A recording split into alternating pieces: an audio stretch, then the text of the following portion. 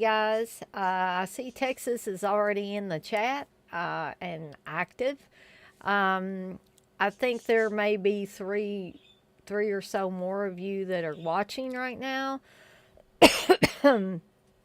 So, excuse the cough. Unfortunately, my cough has returned with a vengeance, it seems. I don't know if it's just the antibiotic is trying to knock this out, and it's just kind of pushing things around, the whatever this infection is in my body or whatever. But yeah, last night, I was feeling kind of bad when I was doing the live stream, but you say Jimmy's watching on his TV? Okay, cool. Um, it's always good to have, I always say the more the merrier. But I was feeling pretty rough when I was doing the live stream last night, but I wanted to, I still wanted to do it. And so I kind of pushed on and went through it because, I enjoy doing these things. And like I was telling Steve a little bit earlier, when I say I'm going to do something, I kind of like to do it and not back out at the last second or anything. Because I am, I'm sitting down in a chair. I'll be in my computer chair, and it doesn't really take that much energy to, come back here and talk about movies. If I noticed when I was putting my makeup on that, not that you guys need to know this, but you don't need to know every aspect of my life. But, I like to explain that if I'm less than chipper when I'm doing some of these, it's not because I don't want to do them. It's just because there may be some outside sources, such as illness, that are making me that way.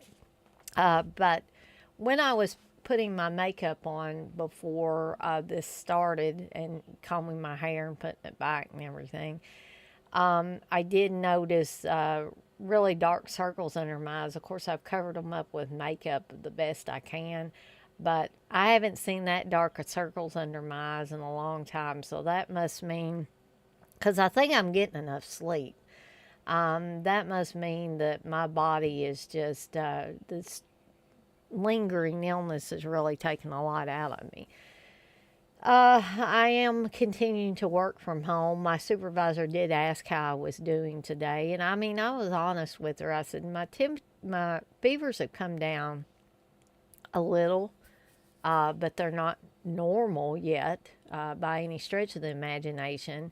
And I still got the headaches. I still got the body aches. Low energy. Scratchy, sore throat at times. You know, um, I feel like I'm running a fever now. I didn't check it, but my eyes are burning and stuff like that. And usually, when my eyes start burning like that, that's usually a good indicator that I'm running a fever. Because 9 times out of 10, when they're burning like that, and I do check my temp, it's up a little bit. So, just that little disclaimer before I really get started with this.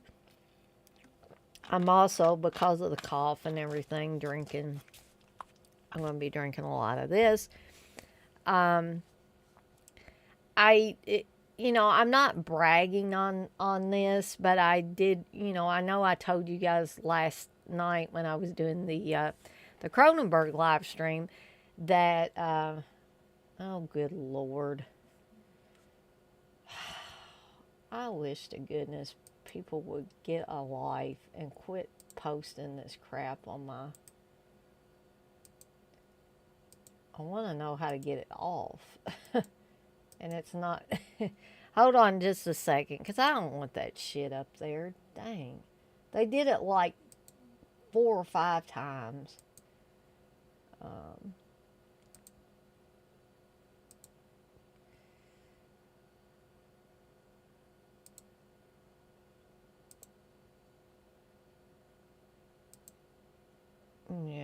Okay, so sorry guys that I have to take this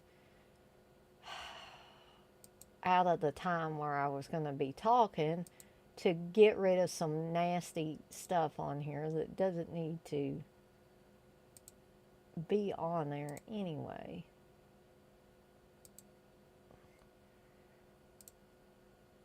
I mean, there's no reason that they need to do this. Okay. Alright, they put it like 3 or 4 times on there. I don't know what the heck. Alright. Anyway.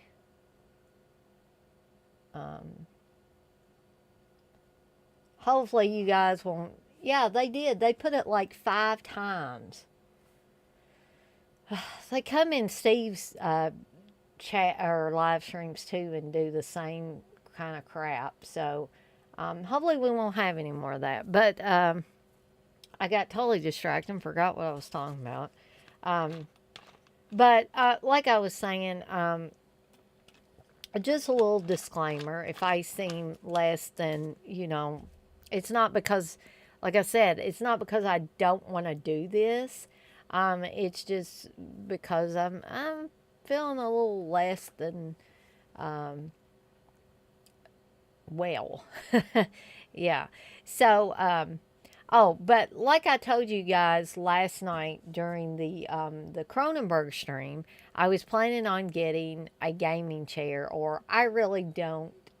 So this same stuff pops up even when CK and Uncle Bill and Garrett and stuff get together and do things.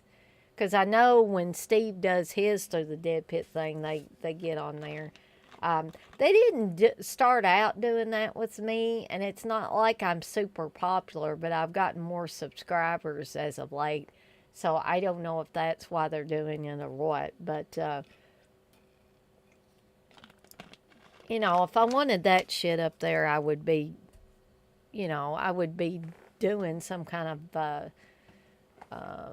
live stream like that. But you'd probably get booted off of YouTube if you did that. But anyway, I don't really refer to this chair for my purposes as a gaming chair because I'm not a huge gamer. But people do use them for live streams, and they also call them racing chairs as well. I did not get the top of the line, most expensive chair. This one was a little over $100 that I got. I got it in this evening. I put it together so that it would be ready for when I did this live stream. You can't tell a lot about the color. I can lean my head and you can see that little cyan color and the black. But my body is taking up a lot of it. And, granted, I'm not going to be sitting here like this the whole time. But I did ask Steve if this weekend because his desk is like, I pushed my desk back a little bit before I did this live stream because my desk is basically back to back with Steve's desk, or the side of Steve's desk. And, of course, he told me, he said, I told you if you got that kind of desk, it was going to be too big to put in that spot, and you were going to be crammed up in a certain space. But I didn't listen, and I really like my desk. It's got a lot of room. There's a lot of storage room and all that. And a lot of room for me to put a pretty good sized TV up here, a Roku TV. From my monitor. But still, yet I feel like I'm just sandwiched in between my desk and the side of Steve's. If I were a little lower, it would look like a Darth Vader helmet. Yeah, if I was a little shorter. But so far I like it. It does have massage capabilities on the lower back, but I don't have it plugged in right now. You plug it into USB and it vibrates. I do apologize, guys. I think I'm going to have to get up real quick and give Brandon his sleep pill for the night because I don't know if you guys can hear him, but he is barking back there. So Before we really get into the meat of this, I'm going to put the little Evil Dead background up and go give him his pill real quick.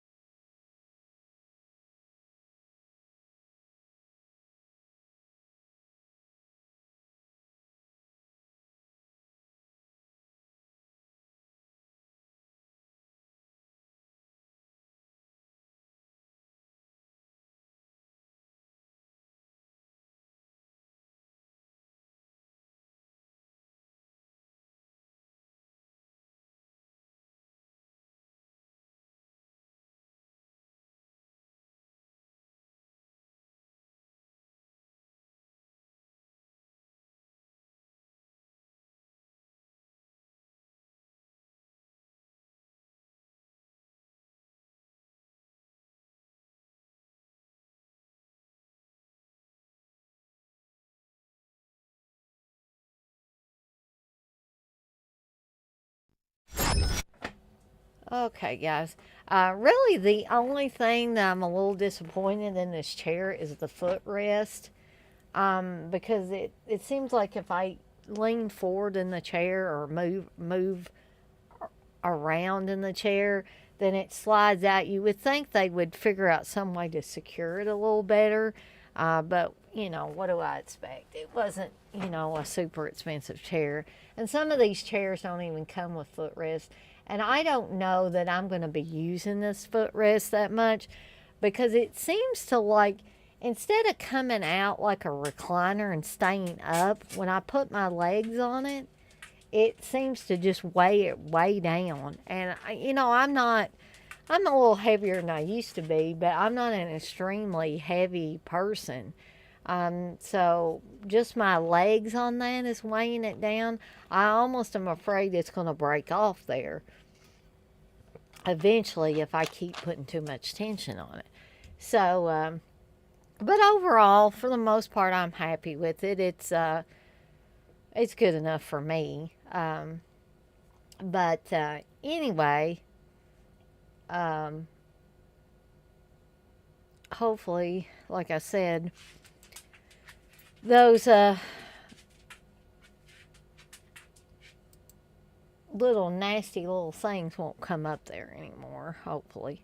Because I reported a couple of them. I mean, it's basically the same thing over and over with different pictures and stuff like that. But, yeah, I don't know what in the heck is wrong with people. Oops.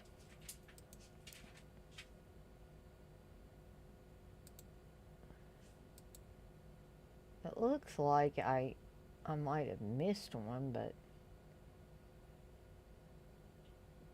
I don't know. I'm not going to worry about it. Just hopefully you guys can ignore one or so of them. But anyway, hey, Daniel. I just got through talking about my new racing chair. That I'm not really a gamer per se, so this is going to be the chair used for my live streams, and basically it's going to become my computer chair. But anyway, we're going to go ahead. I don't know about that, Wes. If I've hit the big time because of that.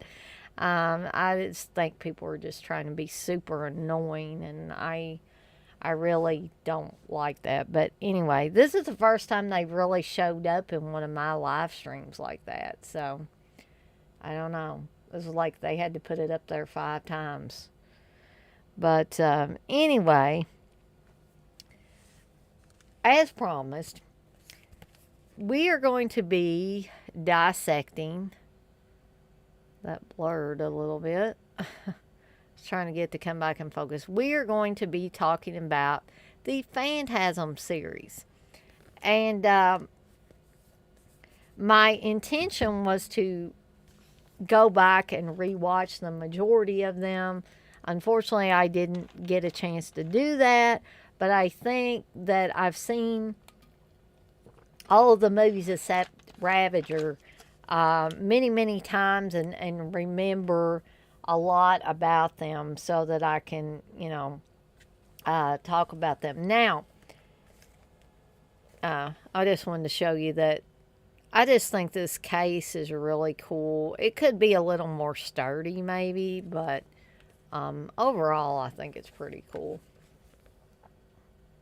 But, well, Wes, I probably won't talk long about Ravager, but seeing as it is part of the series, I feel like I should say something about it. So I also wanted to show you how the inside of this looks. I know there are some others that bought this set, the sphere set. Now, this sphere that came with this set, I think when I got this set, Angus Scrimm may have already passed away. But I did get the pleasure of meeting Angus Scrimm before that unfortunate inevitability happened. And I got my old sphere signed, which was one I got from the UK. That I've had for years. But when this series came out with a new sphere, and it was in that box and had this booklet with all the movies in it, Steve bought a copy, and naturally everybody's going to think I'm crazy.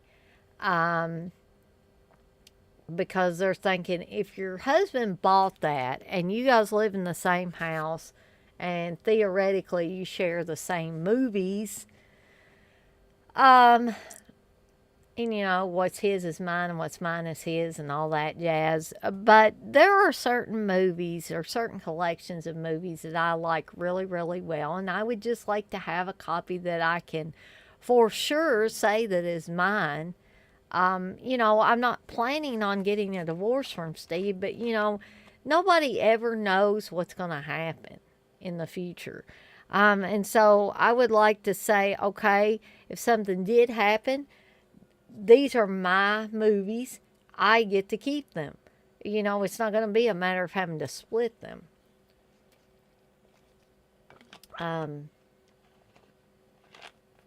You don't see it as part of the series, honestly, Wes. Well, in a lot of ways I could see that, but Also, it's the closest thing we're ever going to get to a final film in that series, because Angus Scrimm is gone now. Um, and I don't think Don Coscarelli, he kind of, with the Phantasm series, he went the way that Sam Raimi did with the Evil Dead series.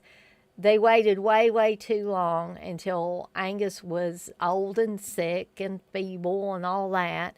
Um, and I think if Don Coscarelli really had been interested in making a fifth one, he would have done so before that point that Ravager was made.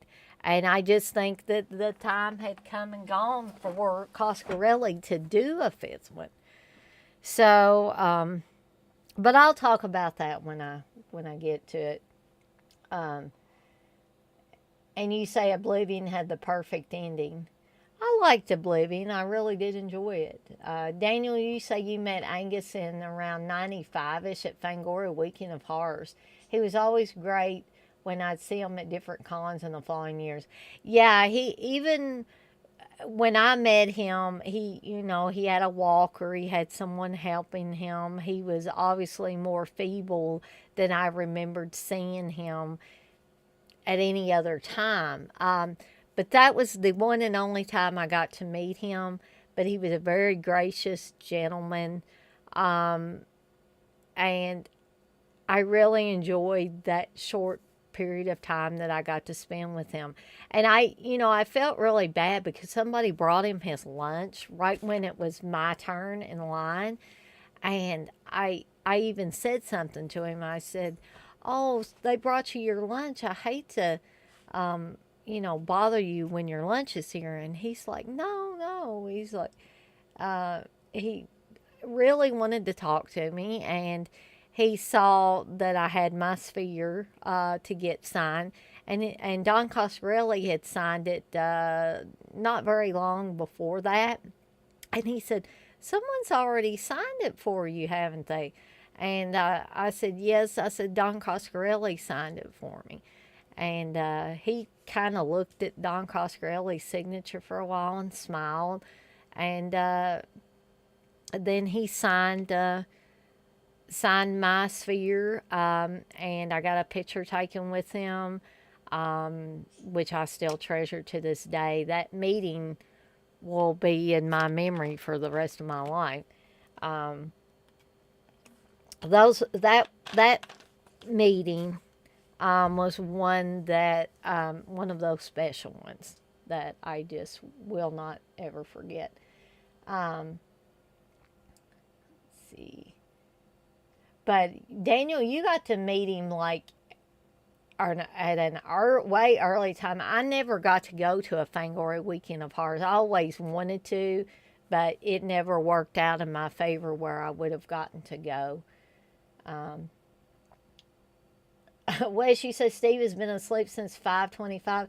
Well, actually, he went and laid down, but he got up when I was putting this chair together, and he even helped me with like I could. It's got a lumbar pillow on it, and they strap around the chair itself, and I couldn't figure out how to do it where it was a little um, inconspicuous. The little stretchy things that click together, kind of like a dog collar. The one up here at the top, I can probably lean and let you see that. The one up at the top, that one was a little bit easier to do, but I needed Steve's help for the lumbar pillow. Um, let's see. Texas, you said my ex-wife and I would do that with our record collections. Um, yeah, I mean, I just, I don't, I'm not saying that I'm planning on divorcing Steve or he's planning on divorcing me. I'm just saying because we never know what the future holds. It's better, in my opinion, to play it safe rather than be possibly sorry later on. Um, let me scroll up here. Well, there we go. trying to get this thing to, there we go. Hey, X-Ray. You say, to me, there's only two Phantasm flicks. The first two, the rest just went off on tangents. Yeah, and I could see that too. You're not the only one, X-Ray, that I've heard say that. And, you know, I may have been a little bit disappointed in some of the later offerings, um, but they grew on me. Unfortunately, I don't think Ravager's going to grow on me. But like I said, I'll talk about that one more in depth when I get to it. Wes, you say Angus was a very nice man, had many experiences with him over the years. Wes, I really wish that I had gotten to have even maybe a second experience. But I was kind of late to the game as far as conventions. My first convention was a Cinema Wasteland convention in '04, and that was long before I met the Dead Pit crew and met Steve and met all the other friends, many of whom are good friends still today. I didn't know anybody in the convention circles. And so I basically just went to Cinema Wasteland because I had a ride there. My brother and my sister-in-law took me, and they enjoyed staying in a hotel. They enjoyed staying in the Holiday Inn in Strongsville. They wasn't as into the convention as I was. They went around and saw a few different things and looked at the vendors and stuff like that. Uh, but oh boy, um, guys, I really hate to do this to you, but um, Brandon has had a little bit of an accident back here, so just 1 second, okay?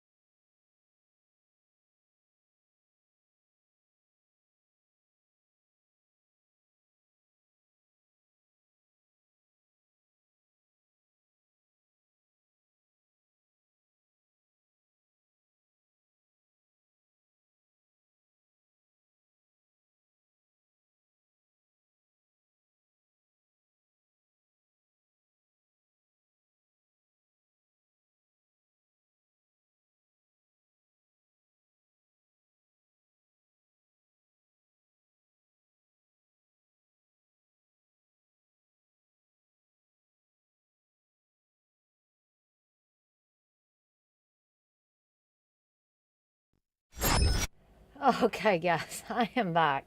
Uh, any of you that have a dog, and an older dog at that, you probably understand what I go through sometimes. Bless his heart. He doesn't mean to. He laid there looking so pitiful. But anyway, back to the chat.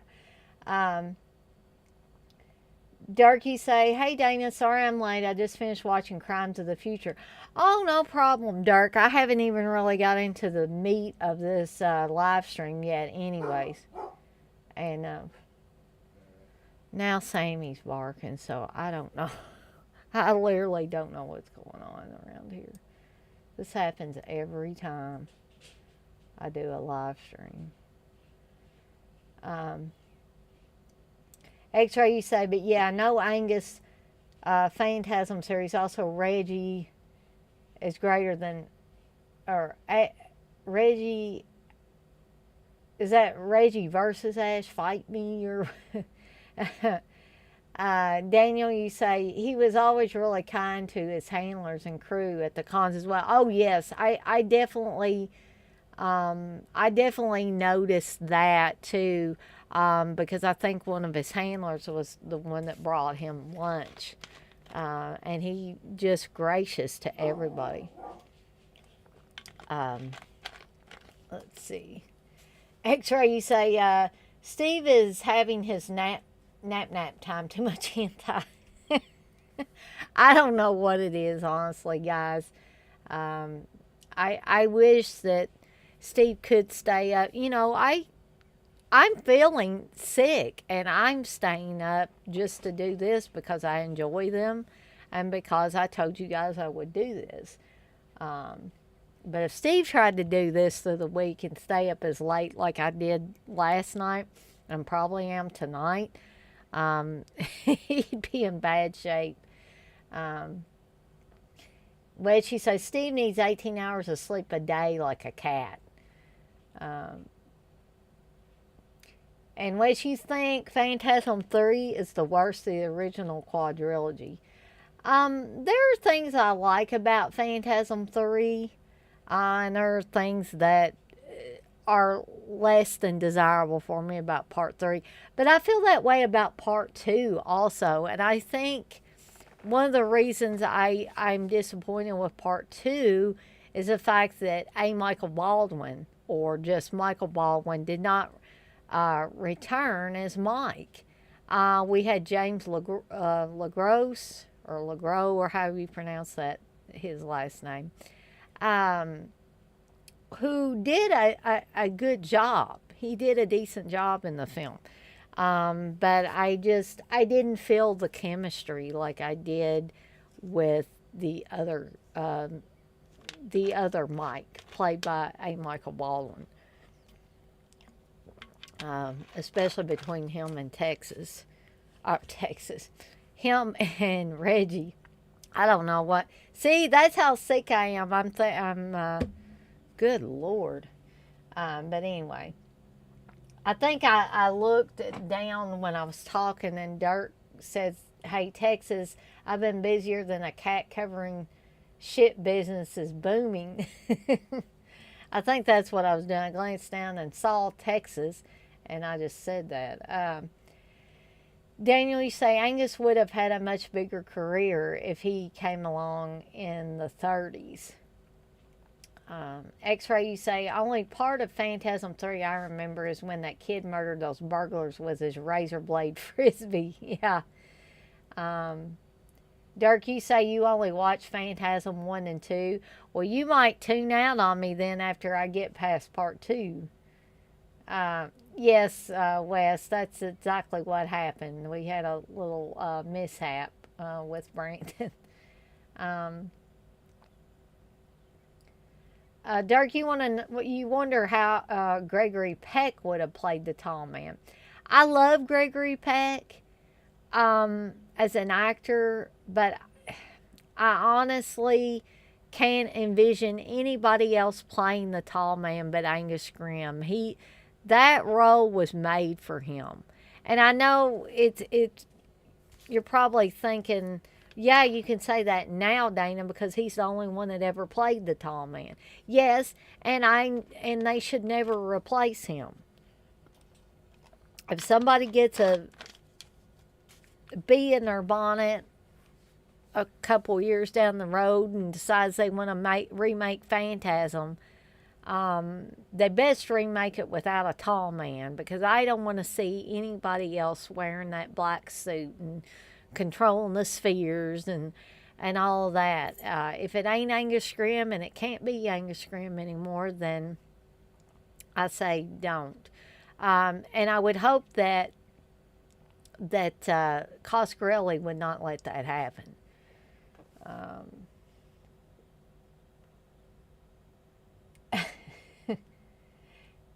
Well, she said part of Phantasm 3 felt like a damn Home Alone movie. Yeah, with that kid. Maybe it would have been better if they stuck to like older teenagers and adults, instead of, having this little young kid in there. Maybe they were trying to get a bigger fan base. I don't know. Dirk, you say, yeah, definitely not a fan of 3 through 5. You say, I like the original the best. The second one is more like an action film. It's cool, just like the atmosphere better in 1.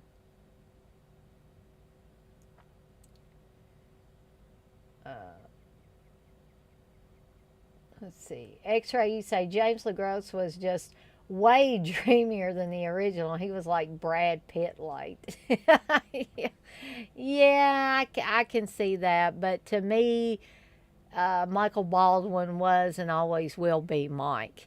I also met Michael Baldwin. I met Bill Thornberry. I met Reggie Bannister. So I basically met all the the principal players except the lady in lavender. And it's not that I don't like her performance in the original one, that I don't like Kathy Lester or something. It's not that. To me, she was just her character was just like a vessel for the tall man. And although she did an excellent job in the movie, I just, like I said, didn't consider her part of that core group of characters. Well, she say, Phantasm soundtrack was one of the best of all time. T-Shirt Joe hooked us up with the limited edition of the Mondo vinyl. I also have that. T-Shirt Joe didn't hook me up with it, but Steve actually got it for me. He got it for me as a birthday present the year it came out. So I'm pleased to have that.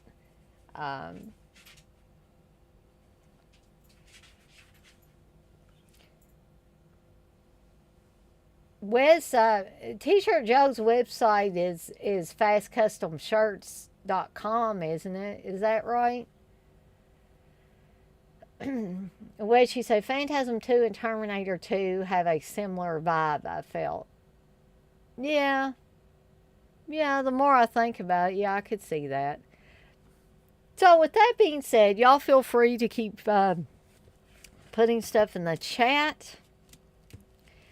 I honestly, the only way I can show you like different cover art is to show you this, because I no longer have like the separate, ones in the cases and stuff.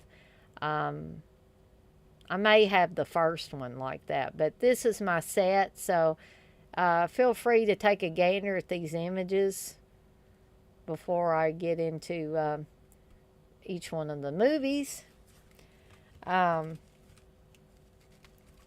But here's a few more pictures. I was trying to show those from the first one. I really like that scene at the top of the tall man with his hands on Mike's bed there. And you'll notice the disc for the first Phantasm is not in there because I was actually rewatching it earlier.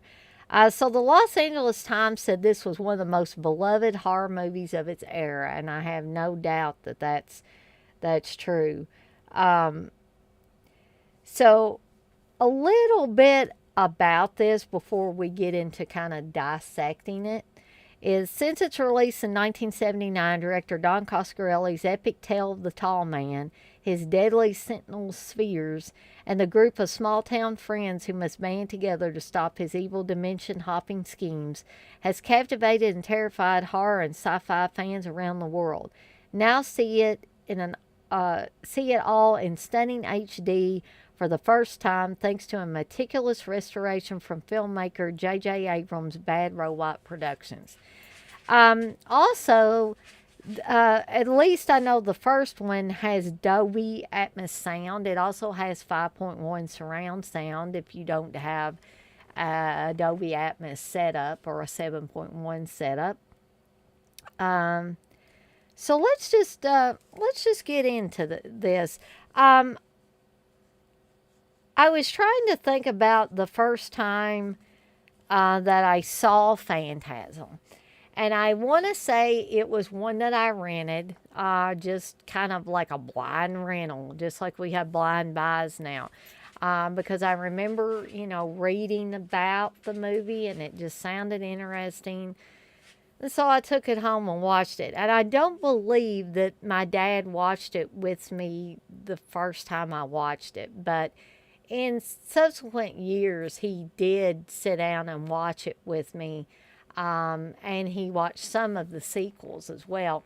And he always said they didn't really make sense, but there was something he liked about them. And like when we would sit down and watch Jaws every time it was on, once my dad had watched Phantasm for the first time,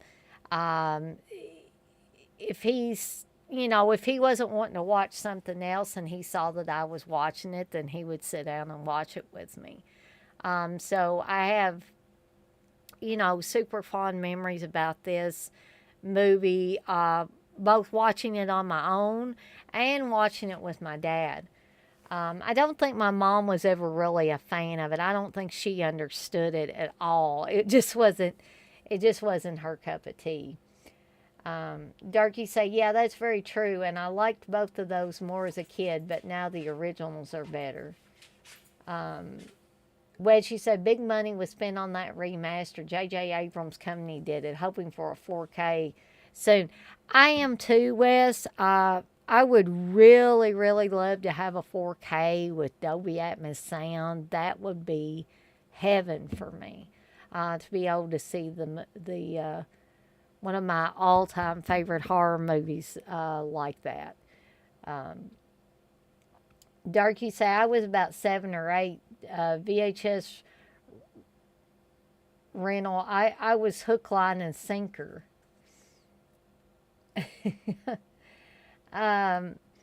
But the basic story is about a group of friends. Jody, who's really good friends with Reggie. There you can see on the left hand, it might be the right hand side of y'all's screen, but I'm looking at it head on and it's on the left hand side for me. You can see Jody and Reggie there playing their guitars, and one of the, in my opinion, a beloved scene in the film, a film that is chock full of beloved scenes. And, things start out, once you get past the part where their friend Tommy is killed by the tall man, hidden by the lady in lavender. Once you get past that part and the funeral for Tommy and some of the weird stuff that goes on, things get kind of sort of normal. There's a little bit of normalcy to it. But all through this film, even when the tall man is not in scenes, there's something askew. There's something not right. There's something hallucinogenic, otherworldly. I mean, something definitely seems off kilter the entire movie, even when there are normal sequences. It seemed like Don Coscarelli figured out a way to stick in something bizarre. For instance, when Reggie is putting ice cream into his ice cream truck, and the cold is coming out of the back of his ice cream truck. And here comes the tall man just walking down the street into the shot and does that whole thing where you know that cold kind of hurts him. He's like this, you know. But it's like, where the hell did that come from? Because you just, at first, you just see Reggie, you know, doing his daily job as the ice cream vendor. And then all of a sudden, the tall man just shows up out of nowhere. And Don Coscarelli does that a lot in this movie. Things will be, you know, kind of normal. Like there's one scene where Reggie comes to visit him, and he doesn't know that, like, Mike had severed the tall man's finger the night before and put it in a box. And then when he opened the box up the next day, the finger is turned into some big bug, like a gigantic mutated fly creature that comes out of there and attacks Mike and Jody. And Reggie unknowingly comes to visit, and he wants to know what's wrong with them when he comes because they look so funny. And then this mutated bug comes flying up out of the sink, and it's like, and Reggie gets knocked around, and after they've managed to get rid of the thing, Reggie looks up at him from like the floor and says, "What in the hell is going on?" And that's kind of what you're thinking throughout this whole film. What in the hell is going on here? You know, are we dealing with the devil? Are we dealing with an alien? I mean, we find out later pretty much that the tall man is an alien, and he takes dead people and scrunches them down and turns them into slaves that kind of look like Jawas or whatever from Star Wars. And they have the brown cloaks and stuff. And and then basically takes them back to his red planet as slaves. And we see a few brief glimpses of this red planet. But there are just so many weird idiosyncrasies in this film. Brandon's coming and laying beside me now. Let's see here. Well, as you say, I'm hoping Vinegar Syndrome does it and maybe reconstructs that 3-hour cut. That would be awesome. Put all that stuff back in. Because there was some really good stuff in there if you've seen the deleted scenes. Darky said, I just throat punched that like button and did a curb stomp. Oh. And Turkey say you rather Vinegar Syndrome than Arrow? Yeah, I don't know. I'm still pissed at Vinegar Syndrome, guys. So I'd almost like to see what Arrow might do with it. And Turkey said, what if Scheme Factor doesn't? Oh, then we'll be paying a lot of money for it, I imagine. Well, she say, in this case, Dirk, yes, even though I'm Team Arrow, boss. You say, Scheme hopefully won't do it. They'll have it spelled wrong on the spine. X-Ray, you say, Phantasm had the DNA of Italian horror, the American answer to baklava. And another thing that I don't want to forget to mention about the Phantasm series, it had one of the most kick-ass cars I've ever seen in a movie. And don't try to talk me out of this. Don't try to change my mind. This is the car. the Cuda. I mean, I love that car. And my cousin Jed, my movie watching, or he used to be my movie watching buddy, Jed actually cried when they blew that car up in the movies. That's how much he loved that car. And I'm somebody that's really into muscle cars. I love them. And when I saw this car on Phantasm, I was like, that is my dream car. And I don't even drive. That's my dream car. So, um, I mean, I can find absolutely nothing wrong with the first Phantasm. Um, you guys feel free to disagree with me there. Put that stuff in the chat. Um, yeah, Wes, I'd have to say I like it better than Herbie. Yeah, I do. Um, but another little side note on this movie, this was a movie that when they restored it and put it back out in select theaters, Steve and I and Wes and Sarah all went to see this at the Baxter Avenue Theater. And I'm sure Wes remembers that night. We took pictures in front of the marquee and all of that. And one thing I do remember after we got out of seeing that, of course, me and Steve and Wes were raving about the movie. It was like almost like we were seeing it fresh again and new. And I remember Sarah saying that movie was stupid. and I couldn't help but bust out laughing because this is one of my all-time favorite horror movies. But when she said that, it's like she just, I mean, she does not get our love for this movie, and that's okay. That's cool. But that was just so funny. The rest of us were like, "Oh wow, that was so cool getting to see it at the theater," and she's like, "That was stupid."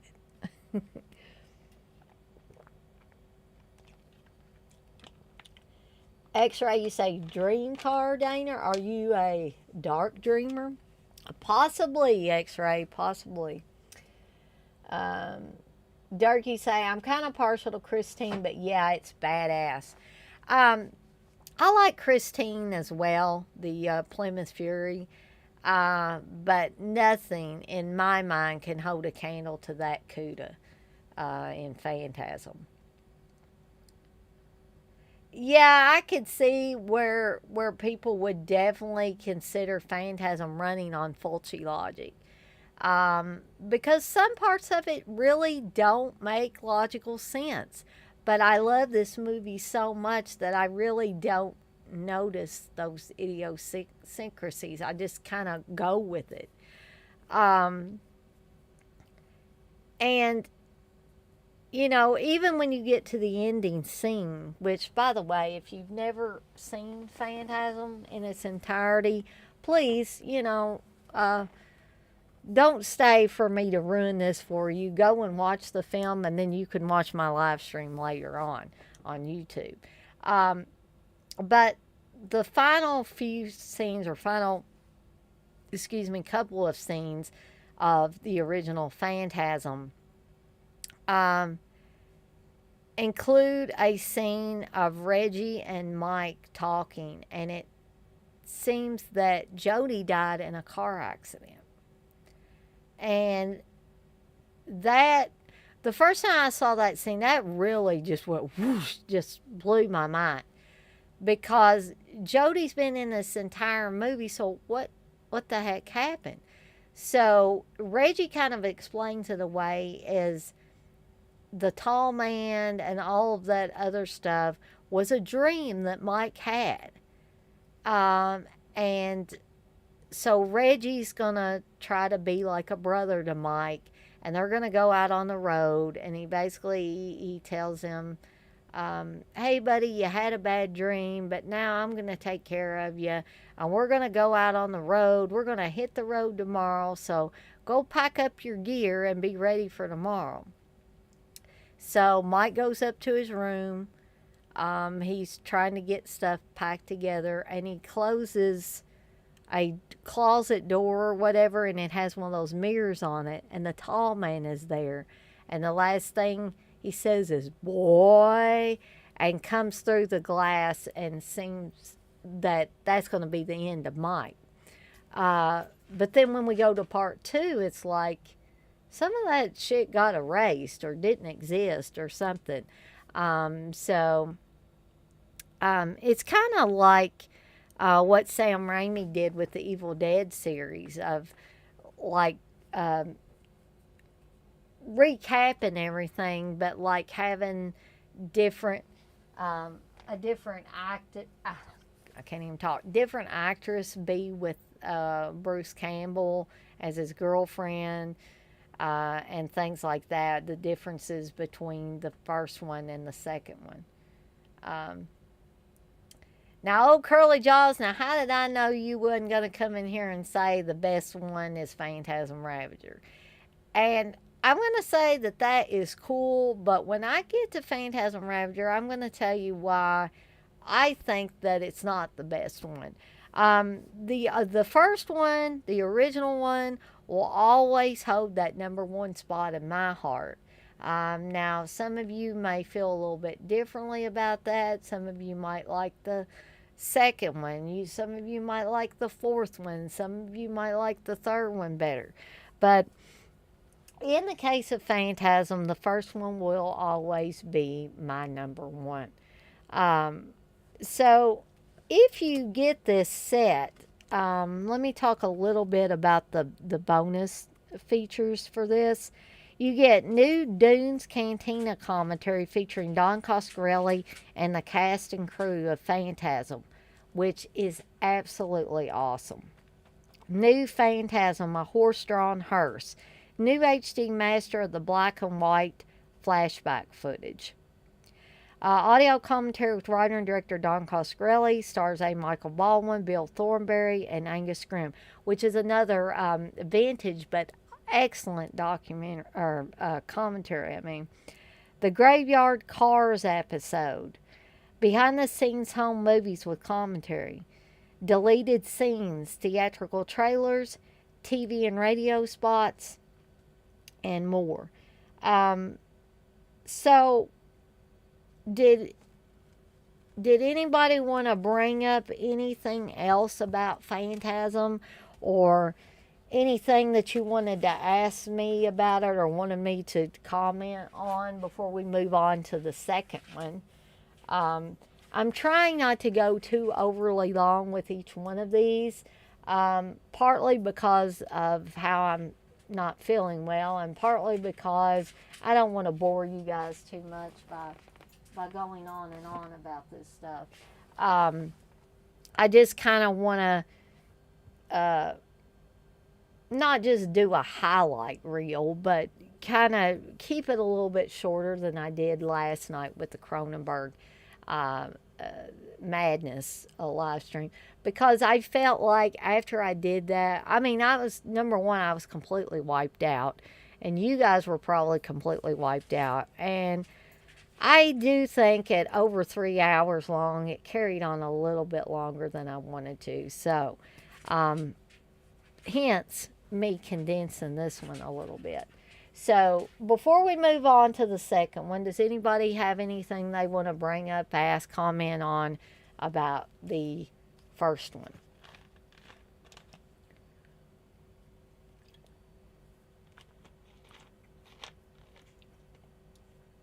Durkee said, I thought so too, old Curly, but I was having a nightmare, so I couldn't control, a nightmare I couldn't control, and I woke up and put in the Yoji. Old Curly Georgie said, best one, Phantasm Ravager, the worst has to be the first one.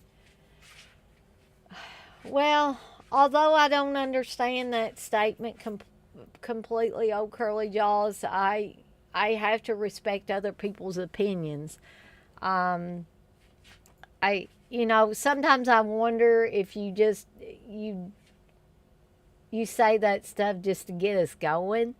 But I don't want to talk out of turn. If honestly, if Ravager is your favorite and you think the first one is the worst, how about this, oh Curly Jaws? Why don't you tell me why you think that the original is the worst of the series? Because I would love to hear some, you've heard why some of the rest of us love the original. I would like to hear why you think it's the worst. Um, and maybe say a little bit about why you think Ravager is the best. And we'll expand on that when we get to Ravager. So, uh, Curly Jaws, you think the original is boring and it drags out. So there's not one scene that jumps out at you as really good filmmaking. Um, or I'm wondering if you just don't like Coscarelli's style, because you said Phantasm Ravager was the best. And Phantasm Ravager was not directed by Don Coscarelli. So I'm wondering if you just don't like Coscarelli's directing style. I just don't think the original Phantasm is long enough. It's just under an hour and 30 minutes. Um, I I don't think it's long enough to be boring, because in my opinion there's enough stuff going on within a little less than 90 minutes to keep me going. I don't remember any slow or boring parts. But I would love to hear, is there one scene in the original that you kind of like a little bit? And maybe you could describe that.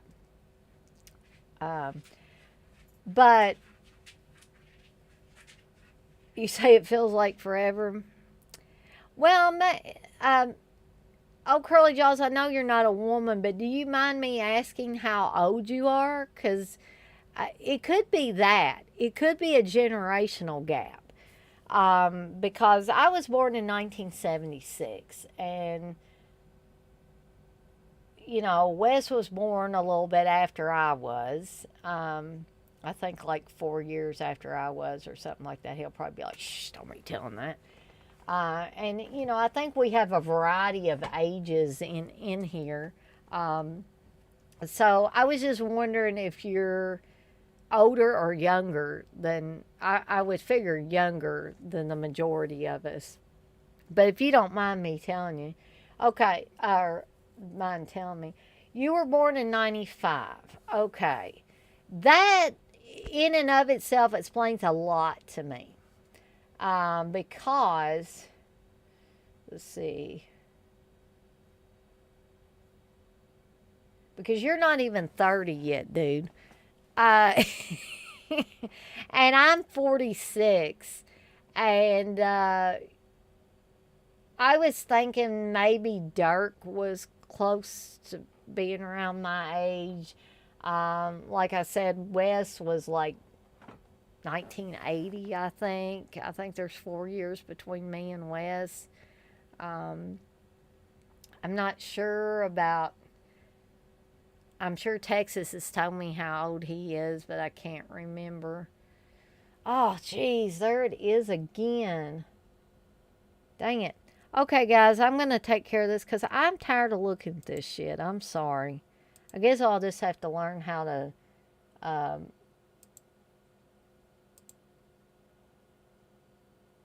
I'll have to. So you're a little bit younger than me, Dirk. So you're a year younger than I am. Um, I'm just trying to get rid of.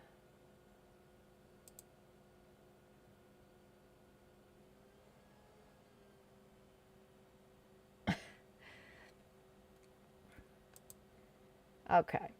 Um, let's see. So Dirk was born in 77. Uh, Texas is 57.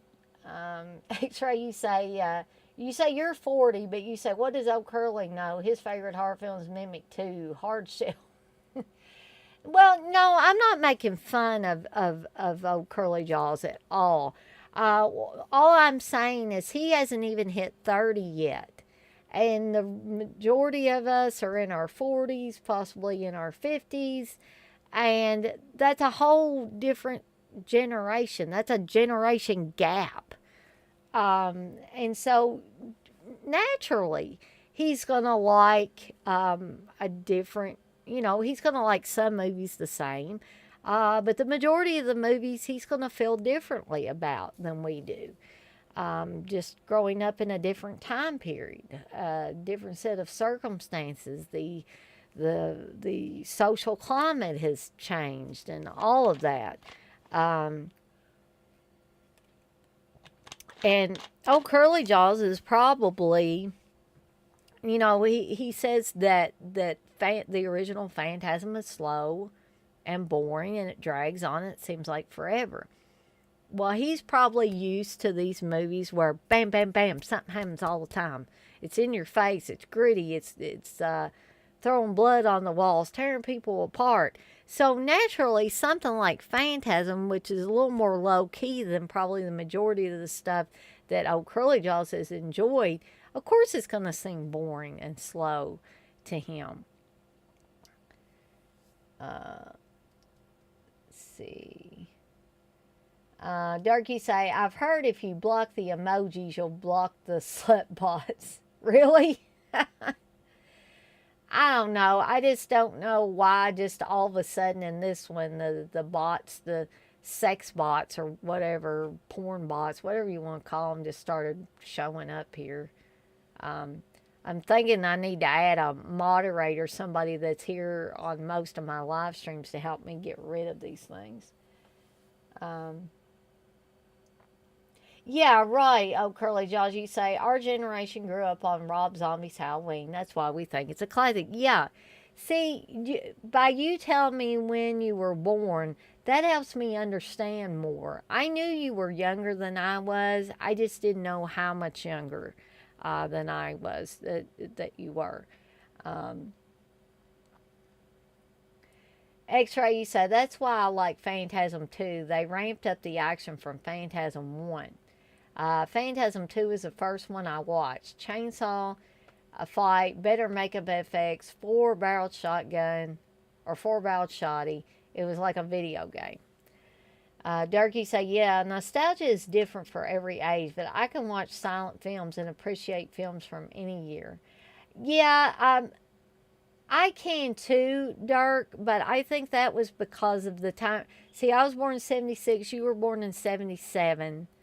Um, and Texas was born a little bit before that.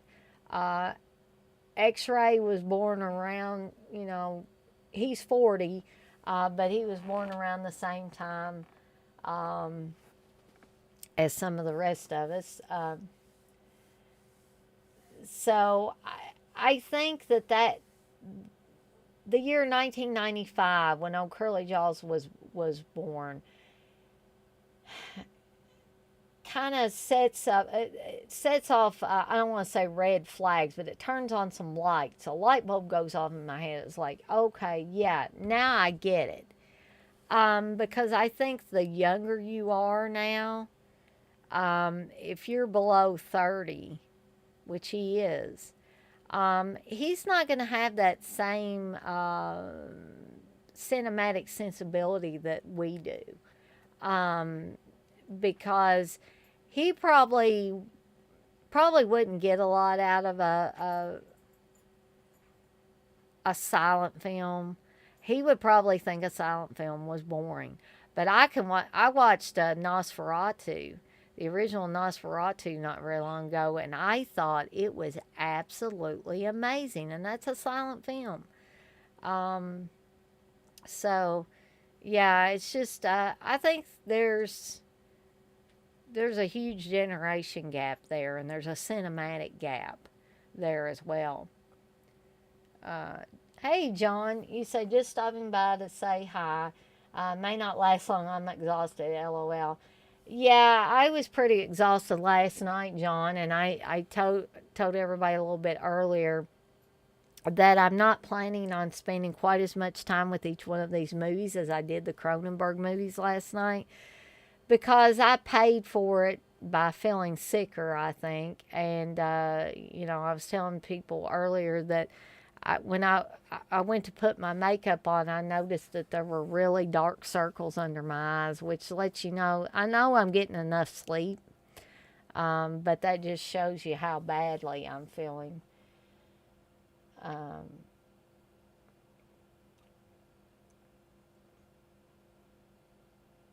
let's see. Oh, Curly Jaws, you say, speaking of Rob Zombie's Halloween, about to watch that right now. You say exactly why I think the original Halloween is one of the most overrated horror films ever made. I bet you, old Curly Jaws, you think that one's slow and drags because you grew up in a time where you, you know, I guess in your eyes, you got the pleasure of seeing what Rob Zombie could do with the Halloween series, um, or at least the first two, anyway. Um, Dark, you say, yeah, my son Christian is about to be 30 and he laughs at The Exorcist. See, exactly. And just like, I mean, I know there are parts of the original Texas Chainsaw Massacre that probably all of us in here laugh at, even us older ones.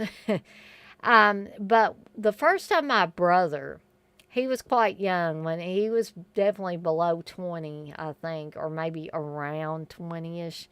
When he saw Texas Chainsaw Massacre for the first time in the basement of his friend's house, he was hanging out with a bunch of his buddies. They laughed their asses off at that movie, and they made fun of the people in it.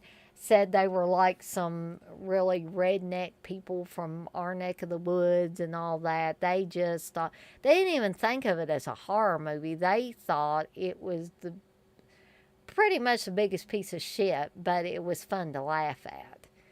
Um, John, I have seen Doom Asylum. I actually bought it. Steve thought I was crazy, but he thinks I'm crazy for a lot of the things I buy. Um, yeah, funny parts mixed with decent kills. Yeah. Um, X-Ray, you say Exorcist came out at a time everyone was still religious. Satanic panic was very real in the 70s. Yes.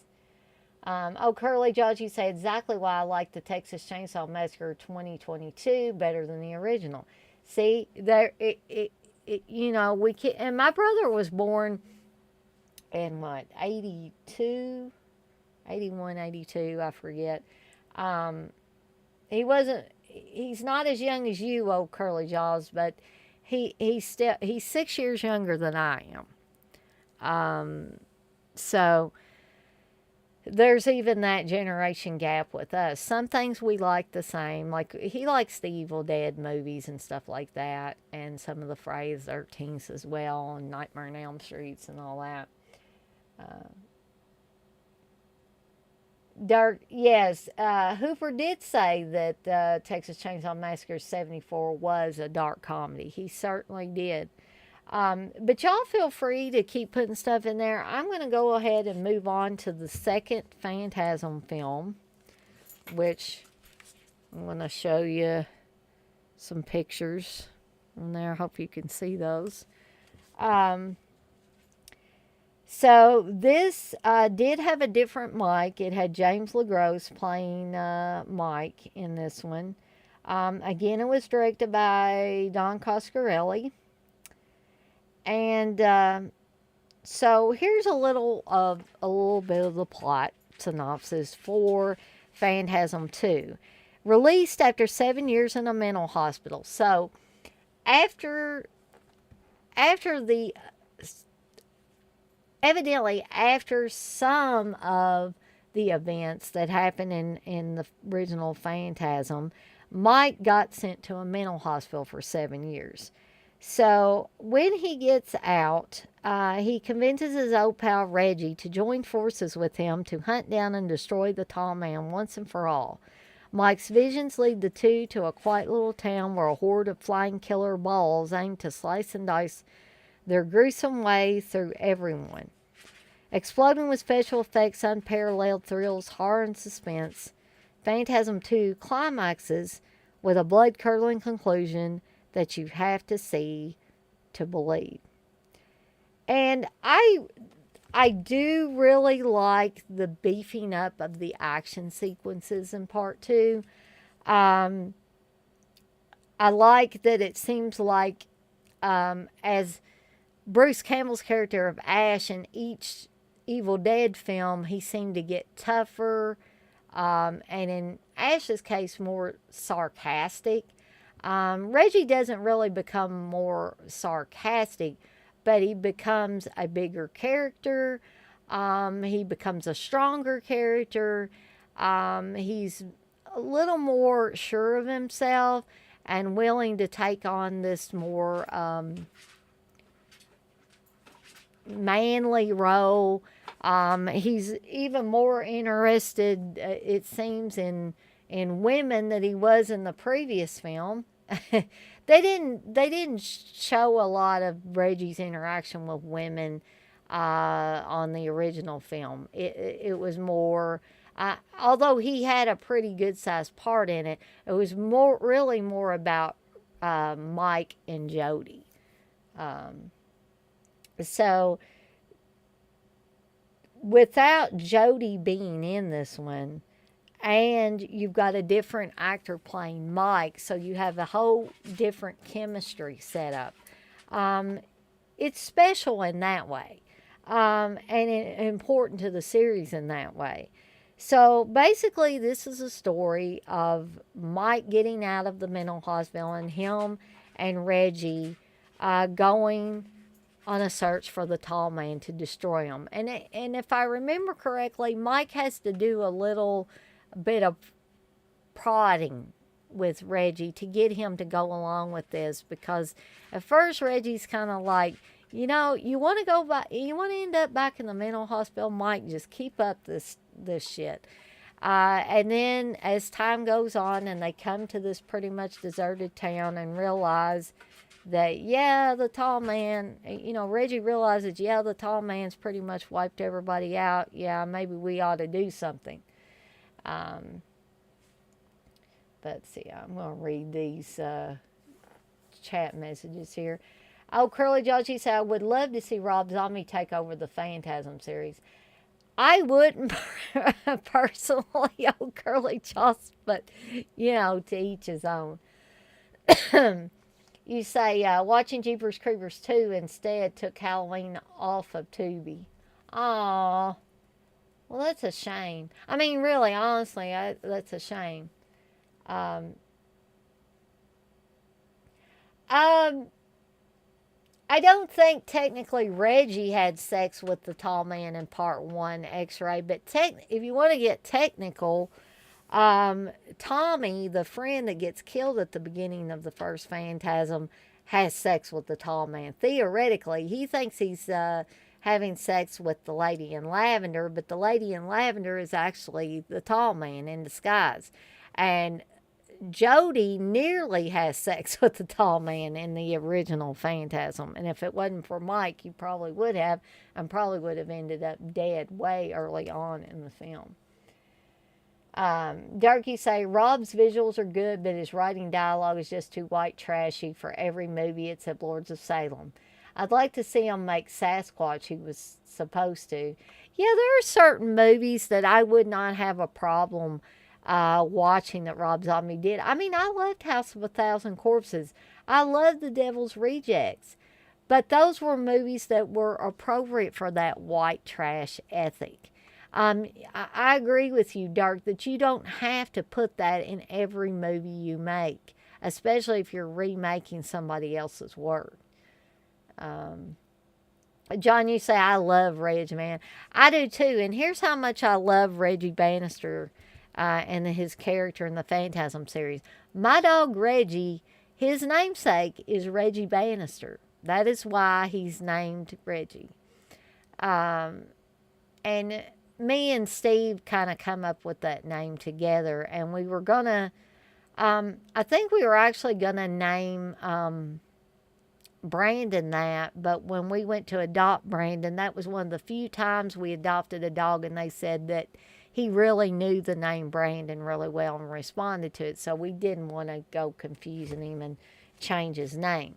But we got Reggie when he was 9 months old, so his name was King when we adopted him, but he suited into the, he settled into that name of Reggie, and he knows that that's his name now. X-Ray, you say, I like the sketchbook Mike had. Wonder where it is now. Oh, I don't know. Perhaps Don Coscarelli's got it. John, you say, agreed, Dirk. He's a great cinematographer, but horrible writer. X-Ray, you say, Reg was the man in Phantasm 2. You even got to bang Grace Jones in part 3. Exactly.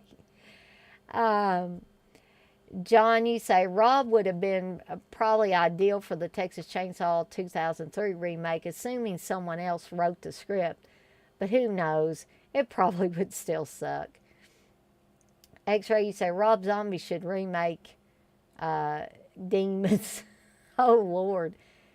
Well, X-Ray, Reggie never gave me the vapors, really. But I do really, I think Reggie Bannister was a very nice man. I did meet him at a convention, had him sign my sphere, and he was so nice and such a gentleman. I also met a Michael Baldwin, or just Michael Baldwin, and Bill Thornberry. Although Bill Thornberry was really nice, and he did sign my sphere and help me get that completed with the signatures. The only thing I refused to do was I was not going to pay him extra for a selfie at his table. And so the others let me have get a picture with them and not pay any extra. So I don't know who Bill Thornberry had been talking to. I have great respect for him still, but I don't know why somebody just didn't say, hey, your co-actors and stuff aren't asking for, somebody should have said something. Hey, they're not asking for any extra money for a picture. Maybe you should rethink that process or something, but no, nobody ever does.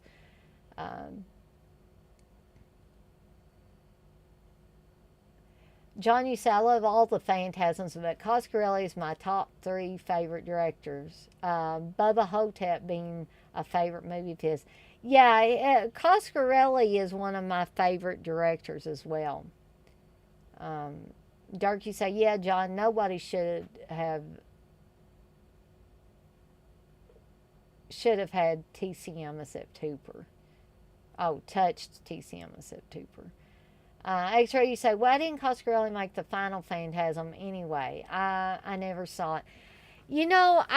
Maybe somebody else can answer that, X-Ray. I don't know if I ever heard a definitive answer of why Coscarelli didn't do the last one. I sure would have loved to have seen what he could have done with it. But like I said, I think that Coscarelli got into a situation kind of like Sam Raimi, that he put it off for so long that it was really too late. And I almost wish our final Phantasm had been Oblivion. And nobody had ever even tried to do anything with the 5th one. I had high hopes for it, even though I was concerned. But then when I watched it, I was just really depressed by the film. But like I said, I'll bring that up more in depth when I get to that one. Yeah, I agree with Dirk on that too. That's just one of those movies that nobody but the original director should really touch it. But I'm going to go over some of the bonus features on this disc from this set. You get a new 4K scan of the original camera negative, supervised and approved by Don Coscarelli. New director's cut with some additional gore. Audio commentary of director Don Coscarelli and stars Angus Scrimm and Reggie Bannister. The Ball is Back featurette, The Gory Days featurette, deleted scenes, additional scenes from the original work print, behind the scenes footage, theatrical trailers, TV spots, still gallery, and rare Encyclopedia Britannica short film featuring Rory Guy, aka Angus Scrimm, as Abraham Lincoln. And actually, this one is not rated, whereas the first Phantasm is rated R. John, you say it seems like he takes a lot of time between movies too. Wasn't John Dies at the End Coscarelli's last movie? That's been a while. It may have been. I'm trying to remember if I'm missing any. And you know, as much as I love Don Coscarelli, I didn't really care for John Dies at the End very much. I liked Bubba Hotep way more than I did John Dies at the End. I think Steve liked it quite a bit more than I did. I mean, John Dies at the End, that is. So, does anybody want to bring up anything else about Phantasm 2 before we go on to Phantasm 3? Feel free to shout some stuff out there. I'll give it a little bit and then I'll probably move on to the third one. But like I said, you guys feel free to just keep putting stuff in the chat. As I'm really, I'm really enjoying this one, even though, I'm not feeling as good as I usually do when I do these. I'm just wondering, I can see where we had 11 people in here at 9:10, and now it's dropped off a little bit to about around 8 or so. So, but anyway, okay, I'm going to move on to Phantasm 3, which has the Rocky character in it, who's pretty much a pretty tough woman, who Reggie continually tries to grope and wants to have sex with. I mean, I don't mean this in a bad way, but as the movies went on, like from 1 to 2 and then 2 to 3, it seemed Reggie kind of had a permanent hard-on for whoever the main female was in all these films. But I guess, going to a lot of deserted towns where you don't just have a whole bunch of women, he's lonely, he's horny, he wants a woman. Who can blame him? So this one, it was called by Fangoria the wildest phantasm of all. Brain-blowing effects and a family reunion that's a horror fan's dream. This one, again, is unrated. So here's a little plot synopsis for Phantasm 3. The tall man is back with a vengeance. 15 years after the original horror classic, writer and producer-director Don Coscarelli reunites brothers Mike, A. Michael Baldwin, and Jody, Bill Thornberry, to help their friend Reggie Bannister, destroy the tall man, Angus Scrimm, once and for all. Is the ultimate of evil any match for a bald former ice cream vendor with a 1970 Hemi Cuda and a 4-barrel shotgun? John Davis Chandler, the outlaw Josie Wells, and Gloria Lynn Henry, Phantasm Ravager, co-star in this insane sequel packed with the violence and gore galore that takes the Phantasm series to a whole new dimension. Now, I heard some of you saying a little bit earlier before we really got into this that don't much care for Phantasm 3 or Phantasm 4 or Phantasm Oblivion. I find parts of Phantasm 3 to like. Like I said before, the first Phantasm, the original Phantasm, will always hold that number one special place in my heart for a lot of different reasons, some of which I talked about a little bit earlier. Um, but there are enjoyable parts of both Phantasm 2 and Phantasm 3 as well. Um, I don't I don't hate any of these Phantasm movies. I don't even hate Ravager. I'm just gonna, I know I keep bringing up Ravager, but I promise I am going to talk about it in a little more detail. And here this stupid sex bot thing is. They're talking about Tinder, and um, I'm going to see if I can delete these once again because I'm tired of this crap.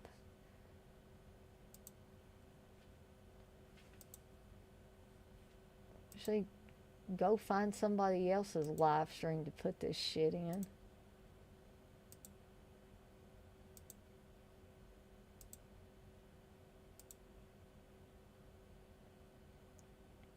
Okay, so back to this again. All right, but see, that got me all distracted again. But anyways, um, I find something to like in the majority of the Phantasm movies. Ravager was so much of a downer, but the others, I can find something to like in all of them. So I'm not gonna keep going on and on about the plot of this one. Um, okay, Wes is making his own little stuff, which I don't mind if Wes wants to play around and do that. Um, at least he's not talking about naked, naked ladies, and we have more cheap sex than Tinder. But anyway, whatever.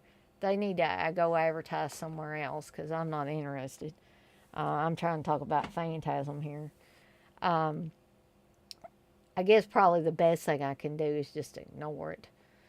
But I want to hear, I know some of you don't care for Phantasm 3, but I want to hear y'all's thoughts on it. If you have any, comments that you want to bring up, because, like I said, I didn't want to monopolize this conversation um, uh, with all my thoughts. I want this to be, something that we can all feel like that we're contributing to. Oh, Dirk, I'm sorry, I missed your comment up here. You say Cronenberg is in the spotlight right now. I'm hearing people are walking out of the theater. I enjoyed his new film. I know I'll have to watch it again. Yeah, I hadn't really heard that people were walking out of the theater. And honestly, the parts I saw when Steve was watching it, I thought were interesting. Bizarre, but interesting. And I knew it was a Cronenberg film, so I was expecting it to be bizarre. Um, but does anybody have anything they want to bring up about Phantasm 3? Good, bad, the ugly? Oh, Curly Jaws, are you still in here? I just wondered what you might think about Phantasm 3. Or, Wes, was Phantasm 3 one that you said that you didn't much care for? I'd like to hear, your thoughts on that. Why it's not one of your favorites. But while y'all are thinking about that, I'm going to talk a little bit about the special, or list the special features that are on this disc and this set. There's audio commentary with director Don Coscarelli and editor Norman Buckley. There's audio commentary with actors A. Michael Baldwin and Angus Scrimm. It's Never Over, The Making of Phantasm 3, Lord of the Dead. Balls of Steel, Bob Ivy's Stunt for the Ages. Behind the scenes footage, deleted scene, trailer and radio spot, and still gallery. So, I don't see anybody putting anything in there. So we're just going to move right along to Phantasm 4 Oblivion, which Wes said earlier had the perfect ending to the Phantasm series. And in a lot of ways, I wish they had just left it at this one. Angus Scrimm was still very able at this point to be the tall man and be ever present in the film. Whereas, through no fault of his own, in Ravager, you just didn't feel him in that film at all. It seemed like he was absent. Like the scenes where he is in the bed next to Reggie in the nursing home. I literally felt like that's where Angus Scrimm was the entire film. You didn't have the spirit of the tall man in that film. That was sadly absent. It was almost as if Angus was already gone at that point, which makes me even sadder. Oh, good Lord. Okay, guys, I'm just going to ignore it this time. I'm not going to try to delete it because it seems like the more I remove them, the more that they put them on there. So if you guys can just ignore it, I will try my best to ignore it as well. I'm not going to waste any more time trying to remove them. What did she say? Phantasm 3 felt very cheap. I believe it was supposed to be a theatrical movie, but ended up debuting on Showtime back in the day. Yeah, I do think I remember that. Durkee say Part 3 felt forced and a low-budget money grab off of the name. It didn't have the same tone. And, maybe perhaps Don Coscarelli was getting a little tired of the franchise even at that point. But perhaps being as Oblivion is, in my opinion, a better film than Part 3, perhaps he got a little bit of that old magic, that old energy back to make this one. This has been called by Digitally Obsessed one of the most rewarding films in the series, and I think a lot of you would agree with that based on the comments that you've been putting in the chat. John, you say, yeah, 3 and 4, yeah, I like them, but they aren't that good. So I'm going to give you a little bit of a plot synopsis for Phantasm 4 Oblivion. Brace yourself for a journey beyond your worst nightmares. A horrific explosion of lethal flying spheres and a spine-tingling quest to discover once and for all the secret of the mysterious tall man, including outtake footage excised from the bone-chilling original. Phantasm Oblivion is a nerve-shattering thriller from start to finish. For years, the tall man, Angus Scrimm, has waged a gruesome war against humanity, slowly populating the world with his undead legions. To stop the horrifying onslaught, two determined heroes, Michael Baldwin, and Reggie Bannister, hurtle themselves through a gateway in the space-time continuum to unearth a vital clue that may put an end to the horror. But time is running out as the tall man amasses his dark army for a blood-curdling final assault in which Mike and Reggie must fight not only for their own lives, but the lives of all mankind. And see, even reading that little plot synopsis, which I'm sure is taken from when this movie came out, it sounds as if, based on that plot synopsis, that this is the way that Coscarelli wanted to end the series. If you'll notice, it says a final assault in which Mike and Reggie must fight not only for their own lives, but for the lives of mankind. So, in a lot of ways, I'm in the same camp as Wes, where I feel like this would have been a more stable, more appropriate, just all around better ending to the series.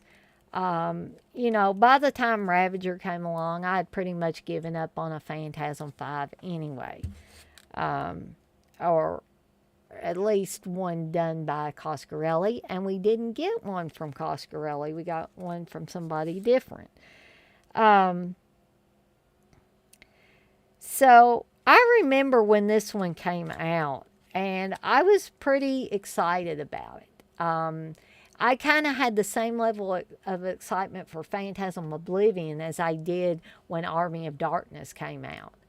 Um, so, see, we pretty much, I don't, at this point, I know Sam Raimi's heart's not in it. And so I'll be just fine with there not being an Evil Dead 4. I like the Ash versus the Evil Dead series that was on for a short time. I was sad to see it go, actually. Um, and, you know, I couldn't imagine anybody else being able to play Ash the way Bruce Campbell has all these years. But I can also understand Bruce Campbell not wanting to or feel like he could play Ash appropriately at this stage in his career. Um, so if we had never gotten Ravager, if nobody had ever heard of it, I think this would have been the most appropriate ending to this series. And you did get your main people back. Bill Thornberry came back. A. Michael Baldwin came back. Reggie Bannister came back. Angus Scrimm came back. Everybody came back pretty much from the original. So why not have that as to be the final Phantasm? I just almost wish that Coscarelli put the kibosh on anybody being able to take the reins and do another one. If he didn't want to do it, then I don't think anybody else should have done it either. Let's see. Well, she said Oblivion felt like Phantasm Part 3 didn't. Exactly. John, you say, part of me just likes to pretend only one exists. Some days I'm like that too, John. You say it works so well as a dream sequence movie that you don't know if it's real or not, but I love the series still. Darky say, yeah, I'd be okay if Phantasm was just a one-off. Yeah, I don't think I would have, you know, and if there hadn't been any more after that first one, we wouldn't have known we were missing anything. Wedgie say Ravager would have been better if they called it something else. Yeah, perhaps. Dirk, you say, I've heard season 4 of the series will eventually happen in the game. Yeah, I've heard that too. That's part of the reason I would like to get the game, and probably will end up more than likely getting the game. Well, she said like a spinoff or something. Yeah, anything but what they ended up doing, and I felt like Coscarelli pretty much gave his blessing. So we may get this done by around 10ish. That'll be pretty good. So I want to talk about the bonus features real quickly here before we move on to this last one. You get audio commentary with writer and director Don Coscarelli and stars Reggie Bannister and Angus Scrimm. Death is No Escape, the making of Phantasm 4 Oblivion, behind the scenes footage, promo, and trailer. Well, they only put it twice now. Maybe they're getting tired. The bots are getting tired. Wes, you say, do you have the tall man figure? I do not, but I think Steve has a tall man figure that's laying over there. You guys can't see it, but I'm pretty sure he's got it over there. John, you say, I know I missed discussions of 1, but Dana, do you think part 1 is really what's happening, or is it all Mike making up wild stuff to deal with death and trauma of loss? You know, that movie, and I brought this up a little earlier. I hate that you missed it, but I don't mind kind of repeating it a little bit of it. What I brought up was that Phantasm is so off kilter and so hallucinatory that it's hard for me to pinpoint what I think about that movie, just other than I love it. I love that it has no logic. I love that the whole movie moves like a dream, but yet you're not sure if it's a dream or not. And you're not sure if it's in Mike's head or if the whole movie was a dream that he had. Does the tall man exist? Does he not? Um, yeah. I have a lot of questions every time I watch the movie. And a lot of questions as I watch others in the series. Um, so to expand on that, we're going to move over to Phantasm 5 Ravager,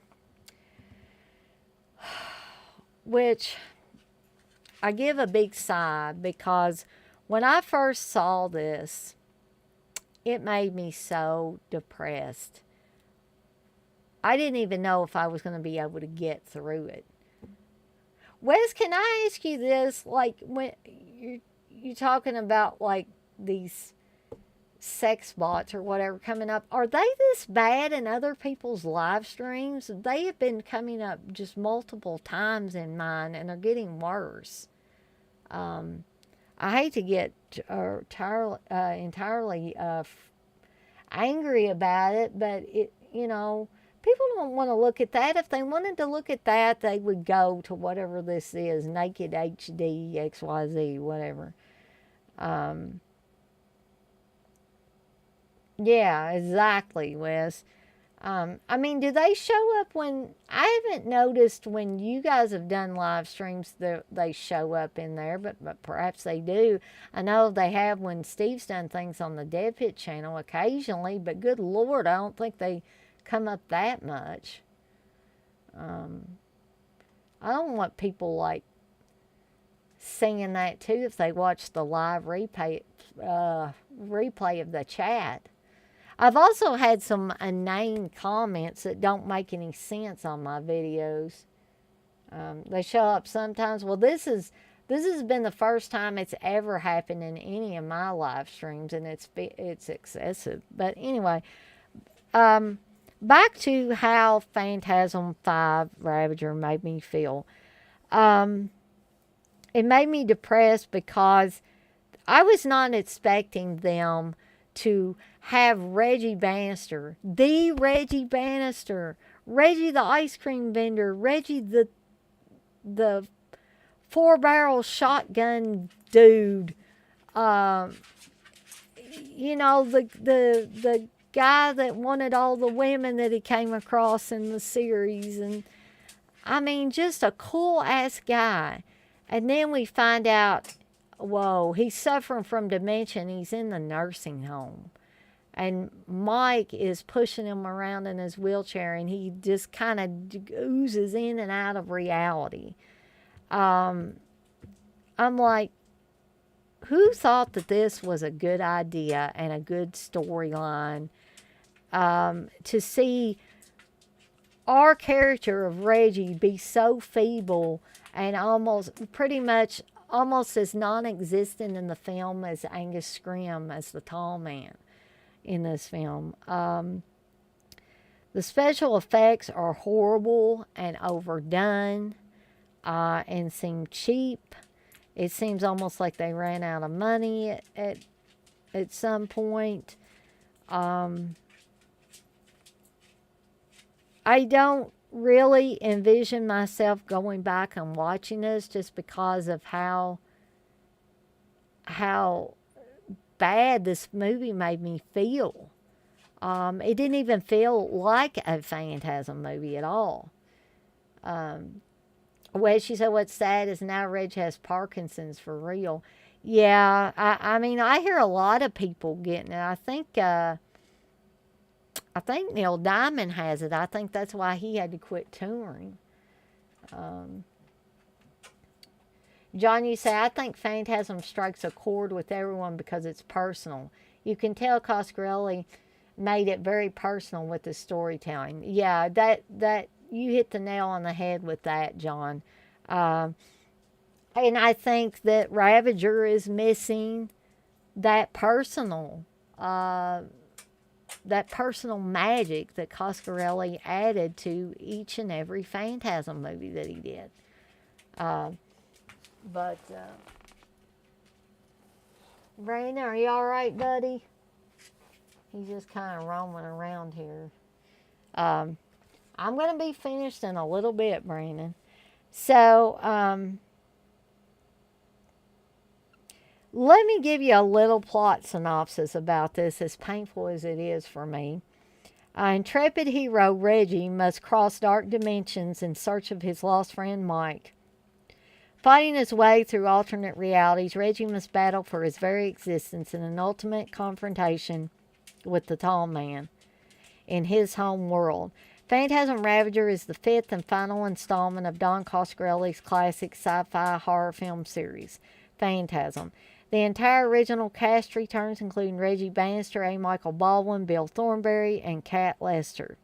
Horror icons Angus Scrimm is back one final time as the terrifying Tall Man in director David Hartman's apocalyptic thriller. This one is also not rated. Is there anything anybody wants to bring up about Ravager before I go into the special features for the disc? And then I'm also gonna read these chat messages. Well, she said Kenny and Company is a great one too. I completely agree with that. I love that movie. Hopefully somebody will re-release it soon. Yeah, I'd like to see a Blu-ray at least of it.